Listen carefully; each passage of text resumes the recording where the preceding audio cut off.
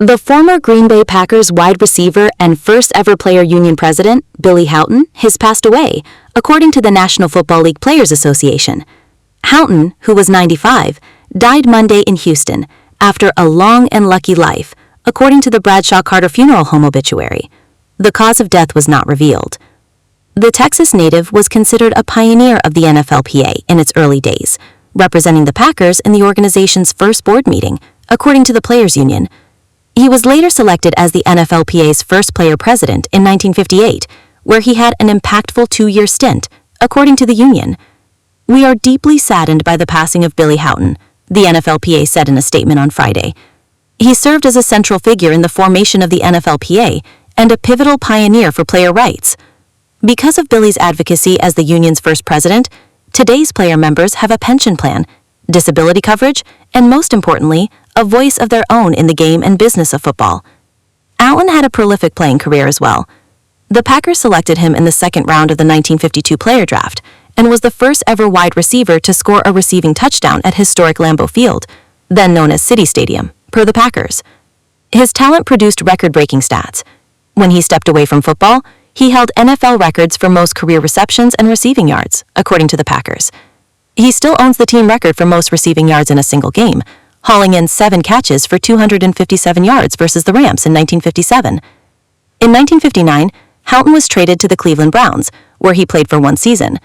He later continued his playing career with the Dallas Cowboys before retiring after the 1963 season. He was inducted into the Packers Hall of Fame in 1974, according to the franchise.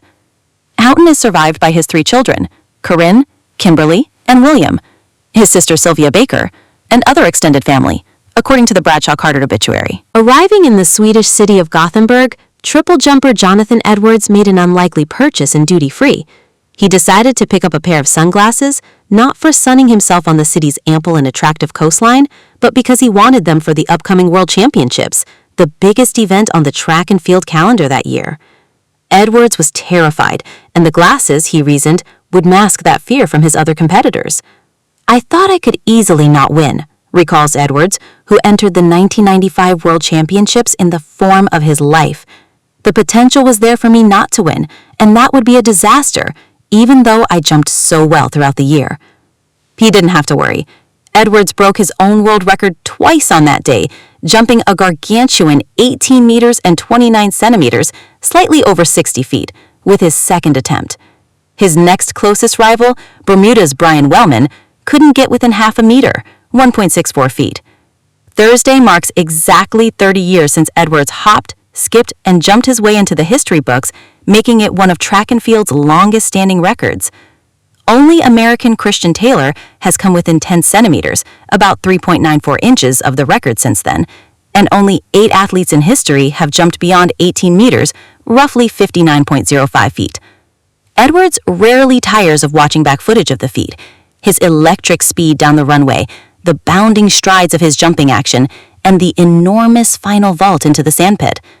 Leaping beyond the 18-meter-long measurement board, Edwards knew instantly that he had broken the record twice in quick succession. He raised his hands in the air, then, after a torturous wait to see his result appear on the big screen, simply shrugged his shoulders as if to say, "I've done it again." "It's a wonderful thing, and it brings a smile to my face," Edwards tells CNN Sports. "Although it's me, there's something very aesthetically pleasing about watching that jump.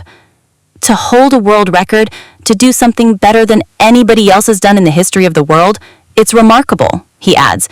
"And it's just me, my little, skinny, white legs. It's a lovely thing." From that point, Edwards' competition was essentially done.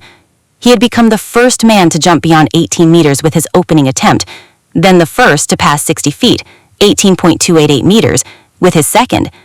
A third attempt of 17.49 meters followed later in the competition, but by then, the British former athlete had done all that he needed to, and more, for the gold medal.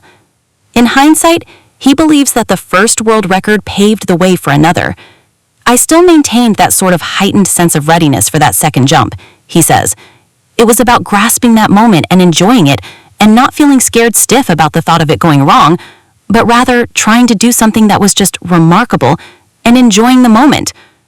Only a handful of men's track and field world records have stood longer than Edwards' 18.29, including Mike Powell's 8.95 meters, about 29.36 feet for the long jump in 1991, and Javier Sotomayor's 2.45 meters, almost 8.04 feet for the high jump in 1993,